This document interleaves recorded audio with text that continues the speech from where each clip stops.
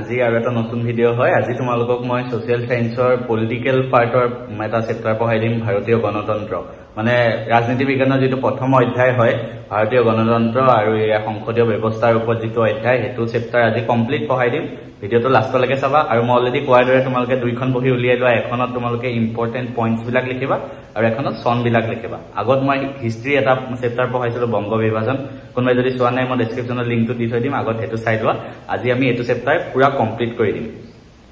গতিকে এতিয়া আমি আৰম্ভ কৰিছো ভাৰতীয় গণতন্ত্ৰ এই পাঠটো ঠিক আছে আমি আজি পলিটিক্যাল সায়েন্সৰ যিবিলাক ৰাজনীতি বিজ্ঞানৰ তোমালোকৰ অধ্যায় আছে তাৰ প্ৰথম চেপ্টাৰটো আৰম্ভ কৰিছো লাষ্ট আমি ইতিহাসৰ প্ৰথম অধ্যায়টো দিছিলো আজি ভাৰতীয় গণতন্ত্ৰ ফাৰ্স্ট তোমালোকে কি কৰিবা ভিডিঅটো চোৱাৰ আগতে বহি দুখন উলিয়াই লওঁ মই আগতেও কৈছো দুখন বহি বনাব দিছিলো যে এখন হল তোমালোকে সব পইণ্ট বিলাক লিখিবা মই যি কওঁ ইয়াত ইম্পৰ্টেন্ট পইণ্ট সব লিখিবা এখন বহি আৰু এখন বহি তোমালোকে সন বিলাক লিখিবা ইম্পৰ্টেন্ট সন তাৰপিছত ঘটনা হেবিলাক লিখিবা হে দুইখন উলিয়াই লোৱা এটা আমি এটাটাকে পঢ়ি যাম ধুনিয়াকে প্ৰায় 2 শতিকা ব্ৰিটিছৰ অধীনত থকা ভাৰতবৰ্ষই ইমান চনৰ তাৰিখে স্বাধীনতা লাভ কৰাৰ লগে লগে বিশ্বৰ এখন বৃহৎ গণতান্ত্ৰিক ৰাষ্ট্ৰ হিচাপে আত্মপ্ৰকাশ কৰিলে ইয়াত এইবোৰ কথা লিখা আছে বাকি ইয়াত সংবিধান কিয় লাগে পাতনিবিলাক লিখা আছে আৰু ইমান ইম্পৰ্টেন্ট নহয় এবোৰ কোনখিনি ইম্পৰ্টেন্ট মই হেখিনি তোমালোকক দেখাই আছো এটো ইম্পৰ্টেন্ট হ'ব পাৰে 1945 চনৰ জুলাই মাহত ইংলেণ্ডত অনুষ্ঠিত হোৱা সাধাৰণ নিৰ্বাচনত শ্ৰমিক দল ক্ষমতালৈ অহাৰ পিছতে নতুন চৰকাৰে ভাৰতক স্বাধীনতা দিয়াৰ সিদ্ধান্ত ললে এটো ইম্পৰ্টেন্ট হ'ব পাৰে এটো পইণ্টটো লিখি ৰাখা তোমালোকে এই বহিখনত ভাৰতবৰ্ষৰ বাবে এখন সংবিধান ৰচনাৰ কাৰণে প্ৰয়োজনীয় পৰিৱেশ আৰু প্ৰস্তুতি চলাবৰ অৰ্থে ব্ৰিটিছ চৰকাৰে 1946 ৰ মাৰ্চ মাহত কেবিনেট মিছনক ভাৰতলৈ পঠালে কেবিনেট মিছন কি আছিল কেবিনেট মিছন মানে আছিল ইংলেণ্ডৰ 3জন কেবিনেট মন্ত্ৰীৰে গঠিত এটা গোট সো এখিতে তোমালোকৰ দুটা ইম্পৰ্টেন্ট পইণ্ট হ'ব এটা হল এটো কেবিনেট মিছনক কেতিয়া ভাৰতলৈ পঠোৱা হৈছিল এটো প্ৰশ্ন আহিব পাৰে 1946 চনৰ মাৰ্চ মাহত কেবিনেট মিছনক ভাৰতলৈ পঠোৱা হৈছিল এটো ইম্পৰ্টেন্ট পইণ্টটো লিখি ৰাখা আৰু সেকেন্ড পইণ্টটো লিখা এটো যে কেবিনেট মিছন আছিল ইংলেণ্ডৰ 3জন কেবিনেট মন্ত্ৰীৰে গঠিত এটা গোট মানে এই কেবিনেট মিছনক 1946 ত ভাৰতলৈ পঠোৱা হৈছিল স্বাধীনতা লাভ কৰা এক বছৰ আগত আৰু ইয়াত কেইজন মানুহ আছিল 3জন ইংলেণ্ডৰ কেবিনেট মন্ত্ৰী আছিল দেখে এটো ইম্পৰ্টেন্ট হয় তাৰ পিছত আমি সাম কেবিনেট মিছনৰ তৎপৰতাতে কি হৈছিল সংবিধান সভা গঠন হৈছিল আৰু ইয়াৰ প্ৰথমখন বৈঠক হৈছিল 1946 ৰ 9 ডিসেম্বৰ তাৰিখে গতিকে সন জুনখন বহি বনাইছে সনৰ তাত আৰু এটা লিখা যে 1946 ৰ 9 ডিসেম্বৰ তাৰিখটো লিখা 9 ডিসেম্বৰ 1946 কি হৈছিল কেবিনেট মিছনৰ প্ৰথমখন সভা অনুষ্ঠিত হৈছিল ঠিক আছে আৰু কেবিনেট সংবিধান সভাৰ প্ৰথম বৈঠকত সভাপতিত্ব কোনে কৰিছিল ইয়াৰ জ্যেষ্ঠ সদস্য ডক্টৰ সচ্চিদানন্দ সিনহা ঠিক আছে এটো ইম্পৰ্টেন্ট পইণ্ট পৰীক্ষাত ইয়াৰ পৰা আহিব পাৰে সংবিধান সভাৰ প্ৰথমখন বৈঠকত কোনে সভাপতিত্ব কৰিছিল ডক্টৰ সচ্চিদানন্দ সিনহা এই কিটা পইণ্ট দেইছা তোমালোকে কেনেকৈ ইম্পৰ্টেন্ট পইণ্ট বনি আছে এটো কাৰণে ইয়াৰ পৰা এমসিকিউ আহিব জুনে মোৰ নিচিনাকে কিতাপখন ভালদৰে পঢ়ি গৈছা মোৰ ভিডিঅ'বিলাক চাই যাবা এমসিকিউ তোমালোকৰ এটাও ভুল নহয় একো বেলেগ এমসিকিউ প্ৰেক্টিছ কৰিব নালাগে তেতিয়া গতিকে সংবিধান সভাৰ প্ৰথম বৈঠকত কোনে সভাপতিত্ব কৰিছিল ডক্টৰ সচ্চিদানন্দ সিনহা এটো পইণ্টটো লিখা মই যিবিলাক হাইলাইট কৰি যাম তোমালোকে লিখি যাবা এই সভাতে ডক্টৰ ৰাজেন্দ্ৰ প্ৰসাদক সংবিধান সভাৰ স্থায়ী সভাপতি হিচাপে নিৰ্বাচন কৰা হয় এটো ইম্পৰ্টেন্ট ডক্টৰ ৰাজেন্দ্ৰ প্ৰসাদক সংবিধান সভাৰ স্থায়ী সভাপতি হিচাপে নিৰ্বাচন কৰা হয় সংবিধানখন প্ৰস্তুত কৰা সম্পৰ্কত এই সভাৰ মুঠ 11খন বৈঠক হৈছিল গতিকে এটো ইম্পৰ্টেন্ট প্ৰত্যেকটো পইণ্টে ইম্পৰ্টেন্ট হয় কিমানখন বৈঠক হৈছিল 11খন সংবিধান সভাৰ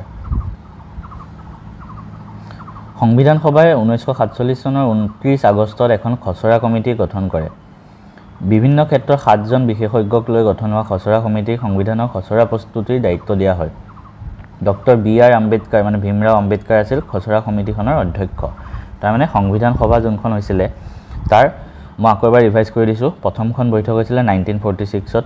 9 ডিসেম্বৰ তাৰপিছত হেখন প্ৰথম সভাপতিত্ব কোনে কৰিছিল ডক্টৰ সচ্চিদানন্দ সিনহাই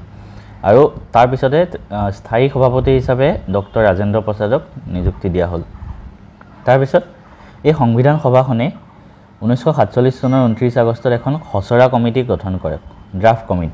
কমিটি মানে সংবিধানখন অলপ লিখিব কিবা ড্ৰাফ্ট বনাব ড্ৰাফ্ট মানে লিখিব আৰু কিবা ভুল থাকিলে শুদ্ধ কৰিব সেনেকুৱা এই খচৰা সমিতিখনৰ মুঠ কেইজন মানুহ আছিলে 7জন ঠিক আছে আৰু এই খচৰা সমিতিখনৰ অধ্যক্ষ কোন আছিল এটো মোস্ট ইম্পৰ্টেন্ট বি.আৰ. আম্বেদকাৰ ঠিক আছে এটো পইণ্টটো লিখা মই যিবিলাক হাইলাইট কৰিছো সব পইণ্ট বহিখনত লিখি যোৱা পৰীক্ষাত তাৰপৰাই আহিব পইণ্ট ওয়াইজ লিখি যাবা গতিকে সংবিধান সভাৰ গঠন কৰা খচৰা কমিটিৰ অধ্যক্ষ আছিলে বি.আৰ. আম্বেদকাৰ দুটা পইণ্ট আহিছে সংবিধান সভাখনৰ সভাপতি আছিলে কোন ৰাজেন্দ্ৰ প্ৰসাদ আৰু সংবিধান সভাই যিখন ড্ৰাফ্ট কমিটি গঠন কৰিছিলে খচৰা কমিটি তাৰ অধ্যক্ষ আছিলে বি.আৰ. আম্বেদকাৰ ঠিক আছে প্ৰায় 3 বছৰ কাল পৰিশ্ৰমৰ অন্তত খচৰা কমিটিয়ে সংবিধানৰ খচৰা প্ৰস্তুত কৰা 1949 চনৰ 26 নৱেম্বৰ তাৰিখে সংবিধানৰ সভাপতি কোন মই কৈছিলো ৰাজেন্দ্ৰ প্ৰসাদ তেওঁৰ ওচৰত দাখিল কৰে সেই দিনাই ৰাজেন্দ্ৰ প্ৰসাদে সংবিধানৰ যিখন খচৰা প্ৰতিলিপি তাত স্বাক্ষৰ প্ৰদান কৰে লগে লগে সাইন কৰি দিয়ে আৰু ভাৰতৰ জনগণে এখন নিজৰ সংবিধান লাভ কৰে কিন্তু নানান প্ৰশাসনিক আৰু আনুষংগিক অসুবিধাৰ বাবে 1950 চনৰ 26 জানুৱাৰী তাৰিখেহে এই সংবিধানখন বলবৎ কৰা হয় গতিকে ভাৰতৰ সংবিধান কোন দিনা বলবৎ কৰা হৈছিল এটোটো প্ৰত্যেকজন ভাৰতীয় মানুহে জানিবই লাগে 1950 চনৰ 26 জানুৱাৰী তাৰিখে ভাৰতৰ সংবিধানখন বলবৎ কৰা হয় এটো কাৰণে 26 জানুৱাৰী তাৰিখে আমাৰ গণতন্ত্ৰ দিৱস পালন কৰা হয় কাৰণ হেদিনাই আমাৰ সংবিধানখন আহিছিল মানে গতিকে এটো পইণ্টটো ইম্পৰ্টেন্ট এটো পৰীক্ষাত নাহে কাৰণ এটো সবেই জানে ভাৰতত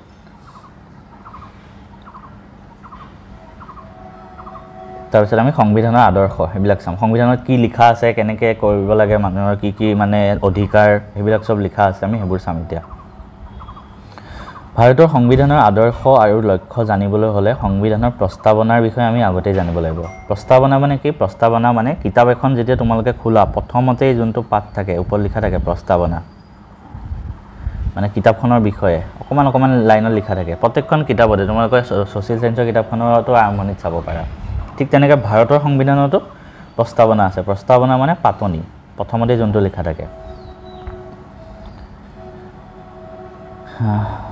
কোনো এখন গ্ৰন্থৰ পাতনিত যেনেকৈ গ্ৰন্থখনৰ বিষয়ে সকলো উল্লেখ থাকে মই যেনেকৈ ক'লো ঠিক একেদৰে ভাৰতৰ সংবিধানৰ প্ৰস্তাৱনাটো মূল বিষয়বস্তু উল্লেখ আছে সেইবাবে বহুতে প্ৰস্তাৱনাক ভাৰতৰ সংবিধানৰ আত্মা বিবেক দুৱাৰদলি আৰু চাবিকাঠি বুলি অভিহিত কৰে গতিকে এইকেইটা ৱৰ্ড মনত ৰাখিবা এইকেইটা স্পেচিয়েল ৱৰ্ড হয় মানে পৰীক্ষাত ডাইৰেক্ট সুধি দিব সংবিধানৰ আত্মা বুলি কাক কোৱা হয় তেতিয়া ক'ব লাগিব প্ৰস্তাৱনা ঠিক আছে এইটো পইণ্ট লিখি ৰাখা প্ৰস্তাৱনাক ভাৰতৰ সংবিধানৰ আত্মা বিবেক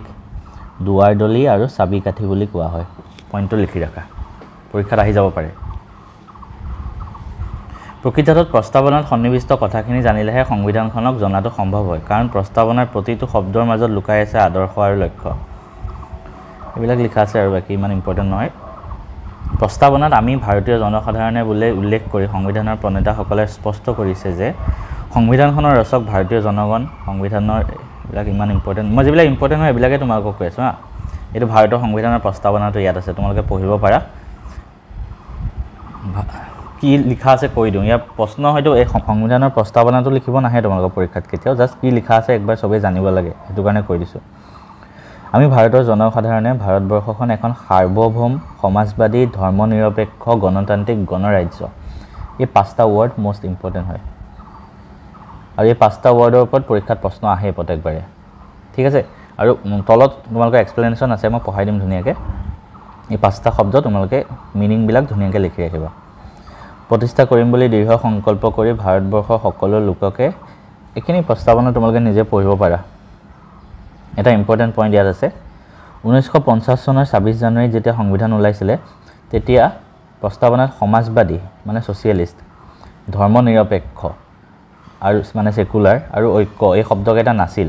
এই শব্দকেইটা কেতিয়া আহিছিল জানানে 1976 চনৰ 18 ডিসেম্বৰ তাৰিখে সংবিধানৰ 42তম সংশোধন হৈছিল আৰু তেতিয়া এই শব্দ তিনিটা সংযোগ কৰা হয় এই পইণ্টটো বহুত ইম্পৰ্টেন্ট হয় লিখি ৰাখিবা পঢ়িত এইটো জেনেৰেল নলেজৰ কাৰণে ইম্পৰ্টেন্ট সকলোৱে জানিব লাগে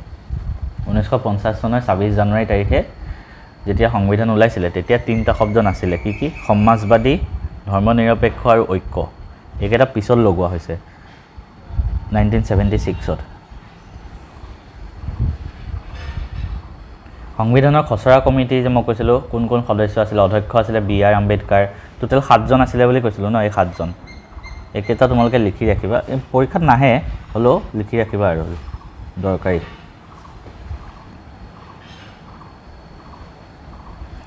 প্ৰস্তাৱনাত থকা গুৰুত্বপূৰ্ণ শব্দকেইটা হ'ল মই যে কৈছিলোঁ সাৰ্বভৌম মানে ছভেৰেন সমাজবাদী ছ'চিয়েলিষ্ট ধৰ্মনিৰপেক্ষ গণতান্ত্ৰিক আৰু প্ৰজাতন্ত্ৰ এই পাঁচটা ৱৰ্ড মোষ্ট ইম্পৰ্টেণ্ট হয় এতিয়া এই পাঁচটা ৱৰ্ডৰ বিষয়ে এইকেইটা যিকেইটা এক্সপ্লেনেশ্যন আছে এই গোটেইখিনি তোমালোকে বহীখনত লিখা ধুনীয়াকৈ প্ৰত্যেকটো শব্দৰ বিষয়ে পৰীক্ষাত আহিব তোমালোকে আগৰ প্ৰশ্ন চাব পাৰা আহে প্ৰত্যেকটো শব্দৰ বিষয়ে সাৰ্বভৌম মানে কি মই হাইলাইটো কৰি যাম তোমালোকে চব লিখি যাবা ভাৰতবৰ্ষ হৈছে এখন সাৰ্বভৌম ৰাষ্ট্ৰ সাৰ্বভৌম মানে কি সাৰ্বভৌমত্ব হৈছে ৰাষ্ট্ৰৰ সৰ্বোচ্চ ক্ষমতা অৰ্থাৎ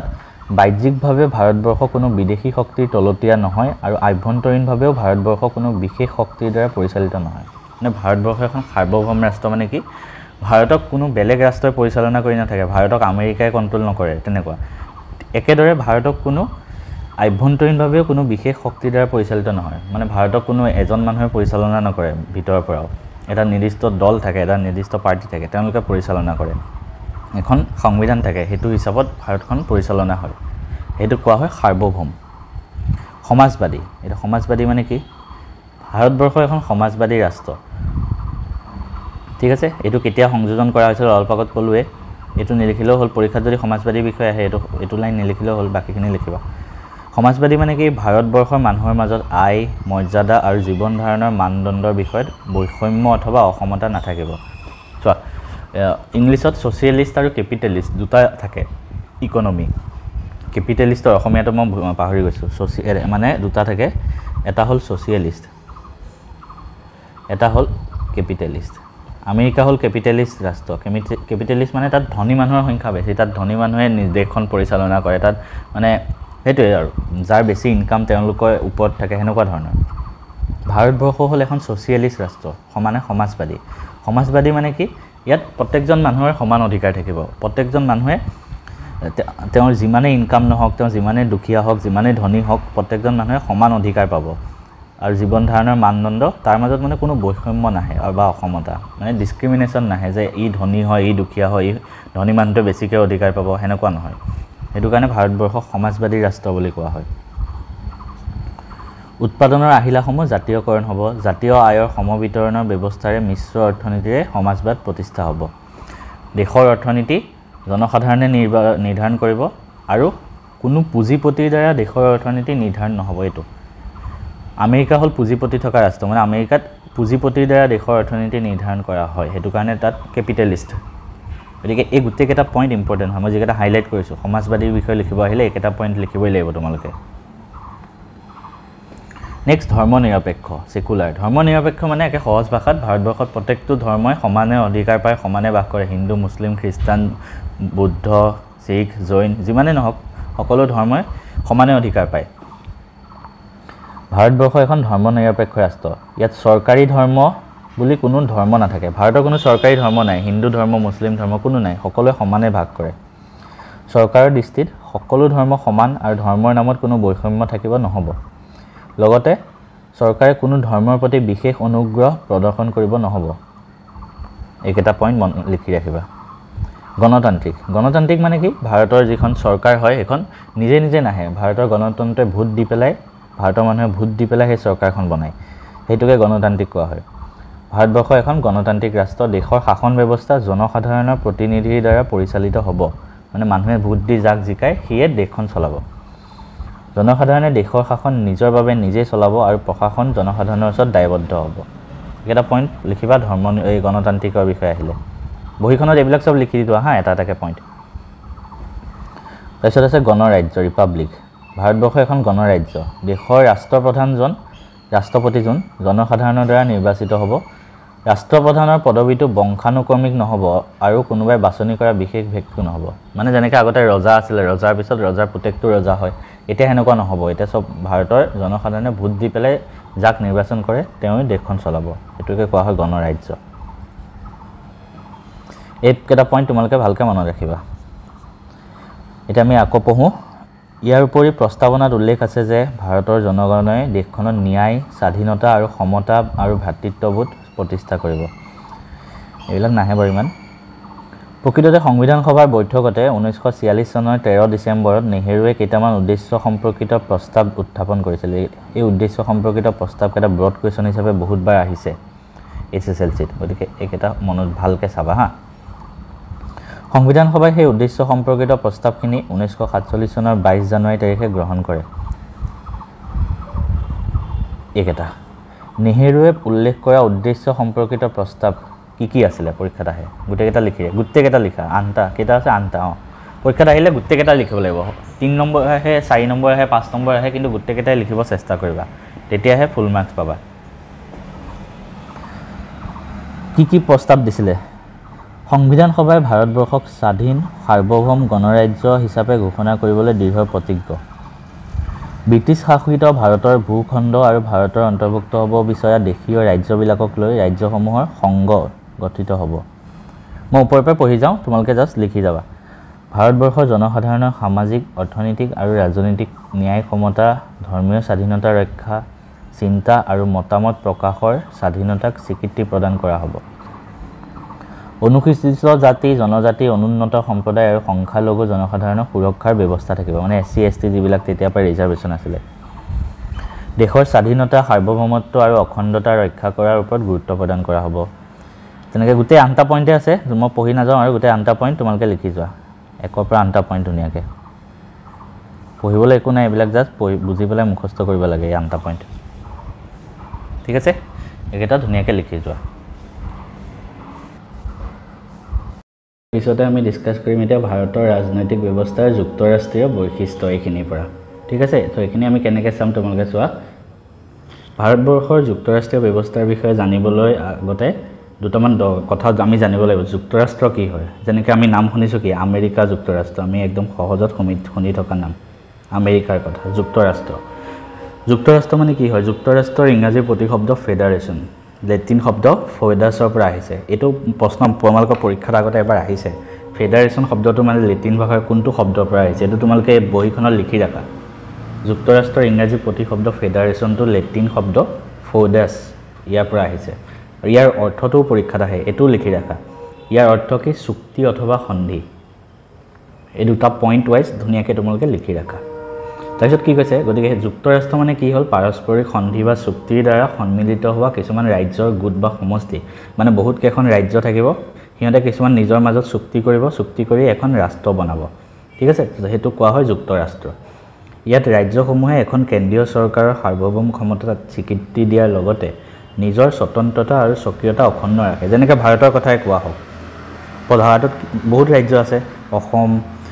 উত্তৰ পূবতে ধৰোঁ অসম, মিজোৰাম, ত্ৰিপুৰা, মণিপুৰ, অৰুণাচল প্ৰদেশ, এই গোটেইবিলাকৰে নিজৰ এখন ষ্টেট আছে। গোটেইবিলাকতে কি আছে? এজন মুখ্যমন্ত্ৰী আছে। ঠিক আছে, গোটেইবিলাক ৰাজ্যতে এখন মুখ্যমন্ত্ৰী থাকে, এজন আৰু আল্টিমেটলি গৈ কি আছে? আমাৰ ভাৰতবৰ্ষ আছে, আৰু ভাৰতবৰ্ষত কোন আছে? এজন প্ৰধানমন্ত্ৰী আছে, যোনে গোটেই দেশখন চলায়। ঠিক আছে, গতিকে এইটো কোৱা হয় যুক্তৰাষ্ট্ৰীয় পদ্ধতি। ভাৰতবৰ্ষ স্বাধীন হোৱাৰ পূৰ্বে আগতে ইংলেণ্ডৰ সংসদে প্ৰণয়ন কৰা 1935 চনৰ ভাৰত চৰকাৰৰ আইনখনে আমাৰ দেশত যুক্তৰাষ্ট্ৰীয় পদ্ধতি প্ৰৱৰ্তন কৰিছিল। গতিকে কিমান চনত আমাৰ দেশত যুক্তৰাষ্ট্ৰীয় পদ্ধতি প্ৰৱৰ্তন কৰিছিল এইটো আহিব পাৰে। তোমালোকে চনৰ যিখন বহি বনাইছা তাত লিখা, এইটো 1935 চনত যুক্তৰাষ্ট্ৰীয় পদ্ধতি প্ৰৱৰ্তন হৈছিল। এইটো পইণ্টটো লিখি ৰাখা। দুখলপীয়া চৰকাৰ, কেন্দ্ৰ আৰু ৰাজ্য, ক্ষমতাৰ ভাগ বিতৰণ আদি নীতিৰ আলমত এই আইনখনে পৰাধীন ভাৰতত যুক্তৰাষ্ট্ৰ ব্যৱস্থাৰ প্ৰৱৰ্তন কৰিলে। সেইবাবে আমাৰ দেশৰ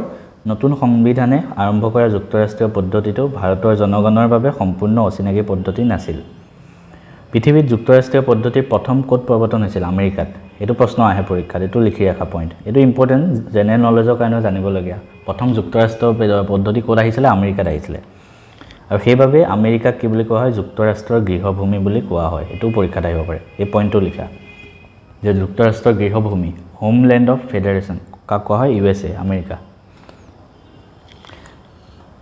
আমাৰ সংবিধান প্ৰণেতাসকলে ভাৰতবৰ্ষত যুক্তৰাষ্ট্ৰীয় ব্যৱস্থাৰ প্ৰৱৰ্তনৰ ক্ষেত্ৰত কানাডাৰ সংবিধানখন অনুসৰণ কৰিছিল। ঠিক আছে, এইটো প্ৰশ্ন আহে পৰীক্ষাত যে কোনখন ৰাষ্ট্ৰৰ যুক্তৰাষ্ট্ৰীয় পদ্ধতি আমি অনুসৰণ কৰিছিলোঁ সংবিধান বনাওঁতে? কানাডাৰ। এইটো পইণ্টটো লিখি ৰাখা। সংবিধান প্ৰণেতাসকলে কানাডা যুক্তৰাষ্ট্ৰৰ সংবিধানখন অনুসৰণ কৰিছিলে। এইখিনিতে এটা প্ৰশ্ন আহে কি কাৰণে আমেৰিকাখন অনুসৰণ নকৰি সংবিধানৰ ৰচকসকলে কানাডাৰখন অনুসৰণ কৰিলে মানে চোৱা ফাৰ্ষ্ট ক'ত হৈছিলে USA আমেৰিকাত যুক্তৰাষ্ট্ৰ কিন্তু আমাৰ ভাৰতৰ সংবিধান বনাওঁতে কানাডাৰ সংবিধানখন অনুকৰণ কৰিলে যুক্তৰাষ্ট্ৰীয় পদ্ধতিটো কিয় কৰিলে এইটো পইণ্ট মনত ৰাখিবা আৰু এইটো তোমালোকৰ প্ৰশ্নও আছে আমেৰিকাৰ যুক্তৰাষ্ট্ৰীয় পদ্ধতিটো আছিল প্ৰকৃত যুক্তৰাষ্ট্ৰীয় পদ্ধতি য'ত অংগৰাজ্যবিলাকক অধিক স্বতন্ত্ৰতা দিয়াৰ লগতে সুকীয়া সংবিধান আৰু দ্বৈত নাগৰিকত্ব ব্যৱস্থা আছে আমেৰিকাত ডুৱেল চিটিজেনশ্বিপ আছে দ্বৈত নাগৰিকত্ব মানে সি আমেৰিকাৰো নাগৰিক হ'ব আৰু যিখন ৰাজ্য হ'ব সেইখনৰ নাগৰিক হ'ব কিন্তু আমাক যদি কোনোবাই সোধে আমি সদায় কি বুলি কওঁ আমি ইণ্ডিয়াৰ চিটিজেন হয় আমি ভাৰতৰ নাগৰিক আমি অসমত বাস কৰোঁ অসমৰ আমি বসবাসী হয় কিন্তু আমাক যদি নাগৰিকত্ব দিয়া হয় অকল ভাৰতৰ দিয়া হয় ঠিক আছে কিন্তু আমেৰিকাত ডুৱেল চিটিজেনশ্বিপ সি নিজৰ ষ্টেটখনৰো পাব তাৰ লগতে নিজৰ কাউণ্ট্ৰিখনৰো পাব আমাৰ সংবিধান প্ৰণেতাসকলে এই কথা বুজি পাইছিল যে নতুনকৈ জন্ম পোৱা ভাৰতত যদি আমি অংগৰাজ্যবিলাকক মানে যেনেকৈ অসম অৰুণাচল এইবিলাকক ৰাজ্যবিলাকক অধিক স্বতন্ত্ৰতা দিয়া হয় আৰু আমেৰিকাৰ দৰে সুকীয়া সংবিধান আৰু দ্বৈত নাগৰিকত্বৰ ব্যৱস্থা কৰা হয় তেন্তে জাতীয় সংহতি আৰু অখণ্ডতা শক্তিশালী কৰা সম্ভৱ নহ'ব হয় সেইটোৱে হয় কাৰণ চোৱা ভাৰতত ইমানবিলাক ৰাজ্য আছে সবকে যদি আমি বেলেগকৈ নিজৰ সংবিধান দিওঁ নিজৰ চিটিজেনশ্বিপ দিওঁ নাগৰিকত্ব গোটেইবোৰ মানুহ মিলি থকাত অসুবিধা হ'ব সেইটো কাৰণে সংবিধান বনাওঁতে এইটো কৰিছিলে সেইবাবেই তেওঁলোকে আমেৰিকাৰ সংবিধানৰ পৰিৱৰ্তে কানাডাৰ সংবিধানত থকা ঢিলা যুক্তৰাষ্ট্ৰ ব্যৱস্থাৰ অনুকৰণত ভাৰতত এক ব্যতিক্ৰমী যুক্তৰাষ্ট্ৰ প্ৰৱৰ্তন কৰিছিল ঠিক আছে এইখিনি তোমালোকৰ ব্ৰড কুৱেশ্যনো আহে ইয়াৰ পৰা 2-3 নম্বৰ ইয়াৰ প্ৰশ্ন যে আমি কিয় মানে কানাডাৰ এখন অনুসৰণ কৰিছিলোঁ যুক্তৰাষ্ট্ৰ পদ্ধতি আমেৰিকা এখন কিয় কৰা নাই সেইখিনি ইয়াতে আছে এইখিনি লিখিবা তেতিয়া তাৰপিছত চাওঁ ভাৰতৰ যুক্তৰাষ্ট্ৰ প্ৰকৃত চৰিত্ৰ অথবা বৈশিষ্ট্য বিশ্লেষণ কৰিলে দেখা যায় যে এখন যুক্তৰাষ্ট্ৰত থাকিবলগীয়া কেইবাটাও বৈশিষ্ট্য থকা সত্ত্বেও আমাৰ ব্যৱস্থাটো প্ৰকৃত যুক্তৰাষ্ট্ৰীয় নহয় কিয় ইয়াত এককেন্দ্ৰিক চৰকাৰৰ বহুতো বৈশিষ্ট্য একাত্ম হৈ আছে সেইবাবে সংবিধান প্ৰণেতাসকলে আমাৰ ব্যৱস্থাটোক অৰ্ধ যুক্তৰাষ্ট্ৰ ব্যতিক্ৰমধৰ্মী যুক্তৰাষ্ট্ৰ কেন্দ্ৰীভূত যুক্তৰাষ্ট্ৰ গঠনত যুক্তৰাষ্ট্ৰ কিন্তু আদৰ্শত এককেন্দ্ৰিক বুলি অভিহিত কৰিছে এইবোৰ ইমান ইম্পৰ্টেণ্ট নহয় এইবিলাক নাহে বাৰু অন্য যুক্তৰাষ্ট্ৰত থকাৰ দৰে আমাৰ অংগৰাজ্যসমূহৰ সুকীয়া সংবিধানৰ ব্যৱস্থা নাই সমগ্ৰ ভাৰতৰ যুক্তৰাষ্ট্ৰৰ বাবে এখন সংবিধান আৰু সেইখন হ'ল ভাৰতীয় সংবিধান হয় আমেৰিকা আৰু ভাৰতৰ যদি যুক্তৰাষ্ট্ৰীয় পদ্ধতিৰ পাৰ্থক্য লিখিব আহে প্ৰথম কথা আমেৰিকাত থকাৰ দৰে আমাৰ অংগৰাজ্যসমূহৰ সুকীয়া সংবিধানৰ ব্যৱস্থা নাই সমগ্ৰ ভাৰতৰ বাবে এখনেই সংবিধান আৰু সেইখন হ'ল ভাৰতীয় সংবিধান ছেকেণ্ডটো হ'ব ছেকেণ্ড ডিফাৰেন্স যদি লিখিব আহে পাৰ্থক্য অন্য যুক্তৰাষ্ট্ৰৰ বিপৰীতে ভাৰতৰ কেন্দ্ৰীয় চৰকাৰ অধিক শক্তিশালী যদিও সংবিধানে 3খন সূচীৰ জৰিয়তে কেন্দ্ৰ আৰু ৰাজ্যৰ মাজত ক্ষমতাৰ ভাগ বিতৰণ কৰিছে তথাপি সকলো গুৰুত্বপূৰ্ণ ক্ষমতা কেন্দ্ৰৰ ওচৰতে আছে ঠিক আছে অংগৰাজ্যবিলাকত থকা ৰাজ্যপালসকলৰ নিযুক্তিৰ প্ৰক্ৰিয়াই ভাৰতক এখন যুক্তৰাষ্ট্ৰীয় চৰিত্ৰ প্ৰদান কৰা নাই ৰাজ্যপালে ৰাজ্যখনত কেন্দ্ৰীয় চৰকাৰৰ প্ৰতিনিধি হিচাপে কাম কৰে আমেৰিকাত থকাৰ দৰে এইটো এটা পাৰ্থক্য লিখিব আহিলে আমেৰিকাত থকাৰ দৰে ভাৰতত দ্বৈত নাগৰিকত্ব ব্যৱস্থা নাই এজন নাগৰিক মাত্ৰ ভাৰতৰে নাগৰিক হয় তেওঁ কোনো অংগৰাজ্যৰ নাগৰিক হ'ব নোৱাৰিব ঠিক আছে গতিকে এইটো পাৰ্থক্য লিখিব আহিলে এইটো লিখিবা এইবোৰে আছে অৱশ্যে ভাৰতৰ যুক্তৰাষ্ট্ৰীয় ব্যৱস্থাটো সংশোধন আনি অংগৰাজ্যসমূহক স্বতন্ত্ৰতা প্ৰদানৰ দাবী সময়ে সময়ে উত্থাপিত হৈ আহিছে এনে দাবীৰ বাবে 1983 চনত চাৰকাৰীয়া কমিশ্যন গঠন কৰা হৈছিল ভাৰতত সঘনাই হ'বলৈ ধৰা কেন্দ্ৰ ৰাজ্য সংঘাত নিৰাময়ৰ বাবে যুক্তৰাষ্ট্ৰত কিছু পৰিৱৰ্তন অনাটো সময়ৰ আহ্বান হিচাপে পৰিগণিত হৈছে এইবোৰে আছে কিবা কিবি আৰু এইবিলাক ইমান নাহে এইবিলাক নেক্সট চাওঁ এইটো ভাৰতৰ সংসদীয় গণতন্ত্ৰ এইখিনি অলপ চাওঁ বাকী আমাৰ চেপ্টাৰটো শেষে হ'ব আৰু অকণমান চালে ভাৰতৰ সংসদীয় গণতন্ত্ৰৰ বিষয়ে আলোচনা কৰাৰ আগতে আমি জনা প্ৰয়োজন সংসদীয় গণতন্ত্ৰ মানেনো কি হয় সংসদীয় গণতন্ত্ৰ হ'ল এবিধ শাসন ব্যৱস্থা য'ত জনপ্ৰতিনিধিৰ দ্বাৰা গঠিত এটা সন্থাৰ ওচৰত সৰ্বোচ্চ ক্ষমতা থাকে যেনেকৈ ভাৰতত এতিয়া কোনে শাসন চলাইছে বিজেপিয়ে ঠিক আছে আৰু তেওঁলোক নিজেতো হোৱা নাই ৰজাটো নহয় যে ৰজাৰ পিছত পুতেকে শাসন পালে ইয়াতে সিহঁতে ভাৰতৰ জনগণে ইহঁতক ভোট দিছে আৰু সেই ভোট দি সিহঁতক জয়যুক্ত কৰিছে জনপ্ৰতিনিধিৰে গঠিত এনে সন্থাক আমেৰিকা যুক্তৰাষ্ট্ৰত কংগ্ৰেছ আৰু ভাৰতবৰ্ষত আদিত সংসদ বোলা হয় আমেৰিকাত যে কংগ্ৰেছ বুলি যে এটা পাৰ্টি নাই সিহঁতৰ সেইটো মানে আমাক ভাৰতত যেনেকৈ সংসদ বুলি কোৱা হয় পাৰ্লিয়ামেণ্ট আমেৰিকাত সেইটো কংগ্ৰেছ বুলিয়ে কোৱা হয় মানে সেনেকুৱা আমাৰ যেনেকৈ কংগ্ৰেছ এটা পাৰ্টি হয় কিন্তু পাৰ্টি নহয় এইটোক মানে সেনেকুৱা কংগ্ৰেছ বুলিয়ে কোৱা হয় ভাৰতৰ সংসদ দুখন সদনেৰে গঠিত এখন লোকসভা আৰু এখন ৰাজ্যসভা আমি সবেই জানো লোকসভা আৰু ৰাজ্যসভা এই দুইখন সদনৰ লগতে ভাৰতৰ ৰাষ্ট্ৰপতিজনো ভাৰতৰ সংসদৰ অবিচ্ছেদ্য অংগ মুঠতে সাংসদক প্ৰাধান্য দি পৰিচালিত হোৱা গণতান্ত্ৰিক ব্যৱস্থাতে সংসদীয় গণতন্ত্ৰ বোলা হয় সংসদীয় গণতন্ত্ৰ কাক বোলে এইটো আহিব পাৰে লিখি ৰাখিবা তাৰপৰে এইটো পয়েন্টটো লিখি ৰাখিবা যে ভাৰতত কি সদন আছে দুখন সদন লোকসভা আৰু ৰাজ্যসভা স্বাধীনতাৰ পৰৱৰ্তী কালত সংবিধান অনুসৰি ভাৰতবৰ্ষত প্ৰচলিত হোৱা সংসদীয় গণতন্ত্ৰই জনসাধাৰণৰ ওচৰত বিশেষভাৱে দায়বদ্ধ এখন চৰকাৰ গঠন কৰিছে সংবিধান প্ৰণেতাসকলে আমাৰ দেশৰ সংবিধানত সংসদীয় পদ্ধতিৰ চৰকাৰ প্ৰৱৰ্তন কৰাৰ ক্ষেত্ৰত ইংলেণ্ডৰ সংবিধানখন বিশেষভাৱে অনুসৰণ কৰিছিল চোৱা